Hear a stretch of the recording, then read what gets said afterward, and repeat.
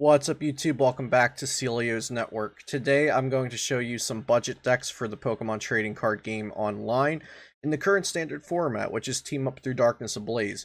My goal for these decks is that they will cost you about 50 packs of Darkness Ablaze on PTCGO or less to trade for all of the cards you need for these decks, as long as you are trading for the lowest rarity cards. And once you build one deck, you'll have some of the staples, and they'll just build on, and each deck from there will be even less expensive to build. If you are shopping for PTCGO codes right now, I do suggest you go over to PotownStore.com. The Darkness Ablaze codes, you can get 50 at 49 cents a code, and then use code CELIO for 5% off to save even more money. And you can also get things like the Trainer's Toolkit, which comes with 2 Dedenne GX and 2 Boss's Orders. And you can get the Pikarom League Battle deck, which comes with 4 Jirachi Stellar Wish and 2 Pikarom and a Raichu. And all of these things will help you build decks that we're talking about in today's video. So shouts out to PotownStore.com. So let's start out with Aeropod. So Aeropod, this deck was originally popularized by Andrew Mahone over at Tricky Gym, and since then it has been getting really good placements. It's been getting top 16s. I believe it's even gotten some top 8s in online tournaments. And the online tournaments right now have been pretty substantial in validity, because we don't have a lot of real life tournaments going on, and we have no official real life tournaments going on right now during the pandemic. So the online results are all we have to go off of, and Aeropod has actually been performing decently well. I know it got top 16 in the Hexter TCG last night, and that tournament had almost 200 players in it.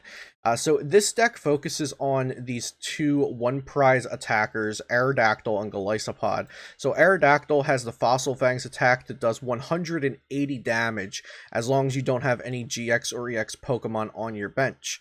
So this does it for a triple colorless energy, so just a single attachment. And we are not playing any GX Pokemon in our deck. We just have Crobat V and Eldegoss V, and this says nothing about V Pokemon, so those are fine to bench. But you want to try to play with only single prize Pokemon on the board so that you can out prize trade your opponent. So they're always knocking out single prize Pokemon if you can help it, and you can try to knock out 2 and 3 prize Pokemon of theirs. Fossil Fangs doing 180 is going to 2-shot everything in the game, and it can also 1-shot popular sport Pokemon like Crobat, Eldegoss, Dedenne GX. The other one is Golisopod, and the main attack here is Hard Times Slash. For a twin energy or a triple colorless energy, you can do 30 plus damage. This attack does 50 more for each of your opponent's Pokemon V and Pokemon GX in play. So we're not playing any GX Pokemon, we're hardly playing any V Pokemon, but many decks are playing a ton of them. So this punishes your opponent for playing down more multiple prize Pokemon, and you're doing more damage to them. Now the energy I'm mentioning, we do have the triple acceleration. This can only be attached to evolution Pokemon. It provides 3 colorless energy, and then at the end of the turn you have to discard the card. But we are only attacking with evolution Pokemon aside from this Hoopa, so triple acceleration energy is just so good in this deck. And then twin energy can be attached to a V, or it can be attached to any Pokemon. But when it's attached to a non-V or non-GX Pokemon, it provides 2 colorless energy, hence being called twin energy. So this provides the exact amount we need for Hard Time Slash, and this provides the exact amount we need for Fossil Fangs. Hoopa Evil Admonition does 10 plus 20 more for each of your opponent's Pokemon that has an ability, and you can use twin energy to attack with that. Galarian Zigzagoon adds a little bit of damage to the board with Headbutt Tantrum to place damage counters. And we have the Jirachi Stellar Wish as our main consistency engine, since we're not playing Dedennes and a lot of extra support Pokemon. And because of Jirachi Stellar Wish ability, which puts it to sleep after using it, we're playing 4 Switch and 4 Scoop Up Net to get Jirachi out of there, so we can then attack with one of our main Pokemon. You may notice Aerodactyl does not evolve from a basic Pokemon. It evolves from Unidentified Fossil, which we do play 4 of. That is a trainer card. You cannot start the game with it as your active Pokemon, but having fossils means you get to play Pokemon Research Lab, so you want to get this down on turn 1. You can use this stadium to search your deck for 2 Pokemon that evolve from unidentified fossil, which will be 2 Aerodactyl in this case, and you can put them directly onto your bench and then end your turn. So you can get 2 Aerodactyl right onto the bench without even using the unidentified fossil. And this is going to be our first budget deck of the video. Our next deck we're going to look at is Decidueye Obstagoon, which actually won a Hexter tournament. I believe it was a 200-person tournament or very close to it, but my friend Ed Valencia won with this exact list about a week ago or so, and this deck has been seeing success since. So this deck is kind of what players would call a wall deck, but it does still attack and take prizes. The Decidueye has the Deep Forest Camo ability, prevent all damage done to this Pokemon by attacks from your opponent's Pokemon V and Pokemon GX, so it can't be hit by damage from those. It can still be hit by effects, so it can have special conditions applied to it, it can have damage counters added to it, but not damage from attacks. And then the Splitting Arrow ability does 90 and then 20 to 2 of your opponent's bench Pokemon, so if this Decidueye can't get hit by anything in your opponent's deck, you just don't bench anything else, you leave a Decidueye active, and you Splitting Arrow until you win the game. Now, we do have this thin line of 2-1 Obstagoon, because if your opponent is playing evolution Pokemon that can get through Decidueye, if your opponent is playing basic Pokemon that can get through Decidueye, but they are playing no evolution Pokemon, then you can just wall their deck out with Obstruct. So Obstruct for a dark and colorless does 90, and during your opponent's next turn, prevent all damage done to this Pokemon by attacks from basic Pokemon. So a popular Decidueye tech was the Duraludon from Rebel Clash, but Duraludon is a basic Pokemon, and that does not get through Obstruct from Galarian Obstagoon. So this deck just covers a lot of weaknesses in deck building right now. Sometimes people will tech for this deck, but more often than not, people just decide to try to not hit it in tournaments, which is why this deck gets so far, because so many people aren't teching for it. It also got top 4 in a tournament not too long ago, just a few days ago, after Ed won the Hexter tournament with this list as well. The Big Parasol stops effects of attacks, like I said. The Decidueye Deep Forest Camo only stops damage, while Big Parasol also stops effects. So this deck is really, really annoying to play against, and it's also fairly inexpensive to build. And since it has been doing so well at tournaments, getting people wins, top 4s, top 8s, top 16s, I think it was a great candidate for this budget deck video that also includes competitive decks. Our next deck is going to be another winning deck, top 8 deck, top 16 deck, and that is Mad Party. This list was piloted by Azul to win an ADP band tournament, and a very similar list was also piloted to top 8 of a Hexter tournament that had 200 players and did not have ADP banned. It was just a regular tournament that Little Dark Fury piloted a very similar list to top 8 with. The only change I made from Azul's list, I believe, was that I cut the coughing for a third wheezing. So the Mad Party deck, it works like Night March if you were playing back then. Potentially you're coming back to the game now, but if you weren't around for that, Mad Party does 20 damage for each Pokemon in your discard that has the Mad Party attack. So there are 16 Pokemon with the Mad Party attack. We have 4 Bunnelby, 4 Poltegeist, 4 Galarian Mr. Rime. Make sure you're trading for the correct Mr. Rime. You need the one that says Mad Party. And also this Dedenne with Mad Party. So there are 16 of them, so if you have 15 of the Pokemon in your discard pile and you're attacking with your very last one, it maxes out at 300 damage. So you can one-shot most GXs, you can one-shot all the support Pokemon very easily, and you can two-shot everything in the game. By turn 2 or 3, you're usually just two-shotting things with this deck. It has Roxy. It's using the Roxy engine, and this does 2 things. So Roxy is very good for this deck because it discards Pokemon from your hand and rewards you with drawing cards for the Pokemon you discarded.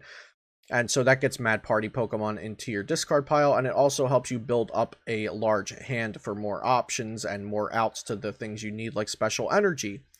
This also can work with Weezing's Blowaway Bomb. Once during your turn, when you discard this Pokemon with the effect of Roxy, you may put 1 damage counter on each of your opponent's Pokemon.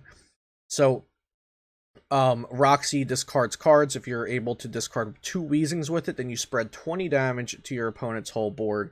An interesting Pokemon that's been popping up in Mad Party lists is Dewgong. Since Mad Party's already running triple acceleration energy, Dual Blizzard on Dewgong, discard 2 energy from this Pokemon. This attack does 60 damage to 2 of your opponent's Pokemon. So this is a really cool attack and very efficient for this deck because, like I said, we're two-shotting a lot of things.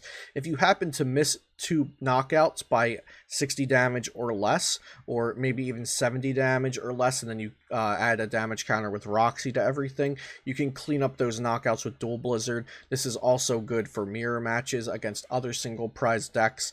It's good against Inteleon if you're able to snipe their Snom before it evolves into a Frostmoth. So Dewgong has a lot of utility. It is only included as a 1/1 line though, and it also uses the same energy as the Aeropod deck, the 4 triple acceleration and the 4 twin. We also see the Eldegoss being used, so you'll notice across these decks there are a lot of staples that once you start building one deck, you can put those staples towards building your next deck and your next deck. So this is a really great candidate for a budget competitive deck, because it won a tournament. It top 8'd a large tournament. It's been getting top 16s at tournaments. It's a really explosive deck, and it's also fairly fun to play, and it teaches you a lot of mechanics in the game, such as discarding your Mad Parties with T-Break, how many Mad Parties you can discard because of how many you have to use to attack, how many special energies you're going to need to use over the course of the game. So it's got everything. It has competitive success, it's a budget deck, and it teaches you the mechanics of the game, and it's fun to play. So Mad Party, probably one of the best on this list. Now this next one hasn't always been a budget deck, and this is actually going to be our last one, but the last one we're going to look at is Pikarom with Crushing Hammers. So Pikarom, I do consider it a budget deck now because these cards are all really cheap, because you can get a lot of the Pikarom cards in the Pikachu and Zekrom battle deck, which I showed you on Po-Town Store. You can get the 2 Pikarom, the Raichu, and the 4 Jirachi. We're only playing 3 Jirachi in this list here, but you can get all of that there. And then in the Trainer's Toolkit, you can get 2 of the Boss's Orders and 2 Dedenne GX, and you're going to be using those cards in so many decks. Believe it or not, this is a budget deck. You should be able to get all of this for about 50 Darkness Ablaze codes or less, especially if you already had the Trainer's Toolkit or the Pikarom battle deck. It's going to be so easy to build this deck. So Pikarom did get a nerf with rotation. We lost Thunder Mountain and we lost Electropower, but it is still a fairly decent deck, and you can use the power of Crushing Hammers to sometimes get lucky and put your opponent behind in energy. There are decks like Eternatus VMAX that only can attach 1 manual energy a turn, so Crushing Hammer against them are brutal. We also have Reset Stamp to try to turn the tides of the game, so if our opponent knocks out one of our huge 3-prize Pokemon, we can stamp them down to 3, potentially even put down a Chaotic Swell to bump their stadium that was helping them, like Viridian Forest or Giant Hearth. And Pikarom has still a good bit of lightning support around. We have Bolt Tund Electrify to accelerate energy. We have Tapu Koko Prism to accelerate energy. So even though Thunder Mountain and Electropower have rotated, Lightning is still a powerful type in the Pokemon trading card game standard format. And last but not least, of course, we have Speed Lightning Energy as well. One of the best special energies in the game, if not the best, because you get to attach energy for turn and draw cards. It's just so good. It's so much value in the turn when you draw into this. You get your energy attachment, and you get more cards to continue drawing new cards and continue playing. You'll see this is also playing the Scoop Up Net switched Jirachi engine, and since we have those Scoop Up Nets, we have the Galarian Zigzagoon to add some more damage around.